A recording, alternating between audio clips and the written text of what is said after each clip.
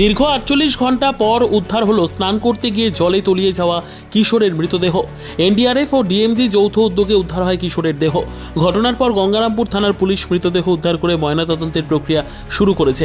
এদিকে ওই কিশোরের মৃতদেহ উদ্ধারের ঘটনায় শোকের ছায়া নেমে এসেছে মৃতের পরিবার সহ এলাকা জুড়ে। মৃত কিশোরের নাম অনির্বাণ তামলি, বাড়ি গঙ্গারামপুর শহরের 1 নম্বর ওয়ার্ডের কাদিঘাট এলাকায়।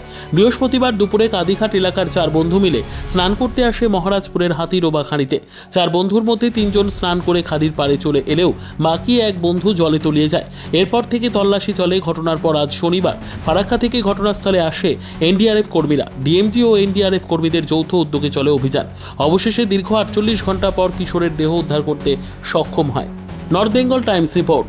48 ঘন্টা কেটে গেছে কিন্তু উদ্ধার হয়নি। দেখুন, আমরা এলাকাবাসী হিসেবে খুবই দুঃখিত।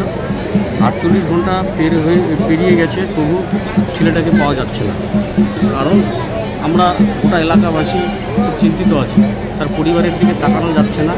আমরা আপনি জানেন, অনেকেই জানে, আমরা এখানটায় আজ 3 দিন হলো এখানটাতে ছেলেটাকে খোঁজার কাজ চলছে। আমরা 3 দিন হলো এখানে পড়ে আছি। আমরা ভগবানের কাছে কামনা করছি ছেলেটা যেন যে করেই হোক ছেলেটাকে যদি পাওয়া যেত, তার পরিবারটা অন্তত একটা কী বলতে যদি ছেলেটাকে পাওয়া যায়। খোঁজ কি চালু রয়েছে? হ্যাঁ, খোঁজ তো চালু রয়েছে, খোঁজ চলছে। সব রকম দিক থেকেই চেষ্টা চলছে যে যাতে করে ছেলেটাকে পাওয়া যায়, বডিটাকে পাওয়া যায়। বর্তমানে কি পরিস্থিতি এলাকার পরিস্থিতি খুব স্তব্ধ।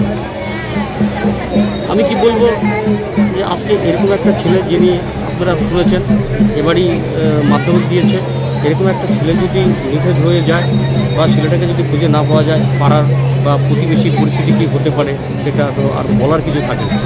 ঠিক আছে, বিষয়টা হয়ে গেছে এখানটায় পরপর এনডিআরএফের টিম আজকে যেরকম কাজ করছে, কালকে দুপুরে এসেছিল আমাদের উত্তর দিনাজপুর থেকে একটা টিম এসেছিল। এরা চেষ্টা করছে, প্রশাসনের পক্ষ থেকে চেষ্টা করছে অন্ততপক্ষে দেহটাকে যেন উদ্ধার করা যায়। কোনো একটা কারণে তারা হয়তো সেটাকে সফল হচ্ছে না বিষয়টা নিয়ে, কারণ এখানে গভীরতাটা অনেক। এবং মানুষের উৎকণ্ঠাটাও দিন দিন বাড়ছে যে বিষয়টা কী হচ্ছে। 24 ঘন্টা পরে তো বেশি ওঠার কথা, একটা মৃতদেহ থেকে থাকে, এখনও উঠছে না। এটা নিয়ে মানুষের একটা উৎকণ্ঠা রয়েছে। পরিবারের লোকজনের তো খুবই খারাপ অবস্থা।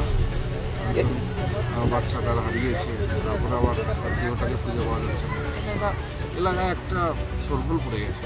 বর্তমানে কি পরিস্থিতি এলাকার? পরিস্থিতি এখন এনডিআরএফের টিম কাজ করছে, 2টো টিম কাজ করছে, তারা চেষ্টা করছে, দেখা যাক কী হয়। কি হলো আজকে? বৃহস্পতিবারে দুপুরবেলায় চান করতে যায়, জল ডুবে গেছিল। আজকে তাকে উদ্ধার করা হলো। কে সে আমার ভাইস্তা। 48 ঘন্টা পর? 48 ঘন্টা পর। কারা উদ্ধার করলো এটা? এটা বাইরে থেকে আসছিল টিম। আচ্ছা, কি কোথায় ছিল?